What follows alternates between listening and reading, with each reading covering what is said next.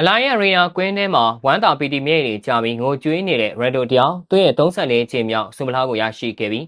ပြည်သက်များလုံးမင်္ဂလာများဂျီဂျီကိုကနေပြန်လည်ကြိုလိုက်ပါတယ်။မင်းညကနေရှင်းလင်းဘိုလိုပွဲစဉ်မှာစပိန်ကိုနိုင်ရပြီးမိခင်ကလပ်ပေါ်တူဂီအတွက်ချန်ပီယံဖြစ်စေခဲ့တဲ့ရန်ဒိုဟာဝမ်းသာပီတီတွေအကြောင်းကြားခဲ့တဲ့မြဲတွေကိုမြင်တွေ့ရမှာပါ။ဒီမြဲတွေဟာလူဦးရေ10 သန်းသာရှိတဲ့နိုင်ငံလေးအတွက်မျက်နှာမငယ်ရအောင်ရန်ဒိုတယောက်ပခုံးပေါ်ထမ်းတင်ပြီးဥရောပသမိုင်းတစ်ရှောင်းဆီမီဖိုင်နယ်ကို4 ချိန်ပို့ဆောင်ပေးခဲ့ပါတယ်။ဒီ4 ချိန်လုံးမှာရန်ဒိုဟာ9 ဂိုးထိသွင်းယူခဲ့ပြီးဘိုလိုပွဲကိုဆွဲခေါ်ပေးခဲ့တဲ့သူဖြစ်ပါတယ်။ဒါကြောင့်နိုင်ငံအတွက်ဂုဏ်ရမဲ့ချန်ပီယံဆုကိုရယူပေးလိုက်နိုင်ချိန်မှာတော့ထိုင်ကြီးတင်ငင်နဲ့ငိုကြွေးပြီးဝမ်းသာပီတီဖြစ်နေခဲ့ရပါတယ်။အဆိုအပွဲမှာမိနစ်90ပြည့်ချိန်ထိတစ်ဖက်တစ်ကိုးစီသေးကြခဲ့ပြီးအချိန်ကိုဆက်ကစားစီခဲ့ရမှာတေရလန်တာထွက်ပေါ်ခဲ့တာကြောင့်ပရနီအဆုံးဖြတ်ခံယူစီခဲ့ပါတယ်။ပရနီမှာတော့ပေါ်တူဂီအတွက်ချန်ပီယံဖြစ်စေခဲ့တဲ့သူကတော့ကိုသမားကော့စတာကြောင့်ဆိုရင်မှားပါဘူးကော့စတာစပိန်အသင်းရဲ့ကစားသမားမော်ရာတာကန်သွင်းမှုကိုအချိန်ကိုက်ဖမ်းယူနိုင်ခဲ့တာကြောင့်၄ ဂိုး 3 ဂိုးဖြစ်သွားခဲ့ပြီးနောက်ဆုံးအနိုင်သေးကြစေမဲ့ဂိုးကိုတော့ရူဘင်နီဗတ်စ်ကသွင်းယူပေးခဲ့တာကြောင့်ချန်ပီယံဖြစ်ခဲ့ပါတယ်ဒီဘက်မှာအကောင်းဆုံးစားမဆုကိုလည်းသွင်းဂိုး 1 ဂိုးရယူပြီးလက်ရှိကမ္ဘာအကောင်းဆုံးစားမပါဆိုတဲ့ရာမဲကိုရင်ဝင်ထဲထည့်ပြီးကစားခဲ့တဲ့မန်နီကရရှိခဲ့ပါတယ်အဆိုအပွဲမှာချန်ပီယံဖြစ်လာခဲ့တဲ့ပေါ်တူဂီဟာ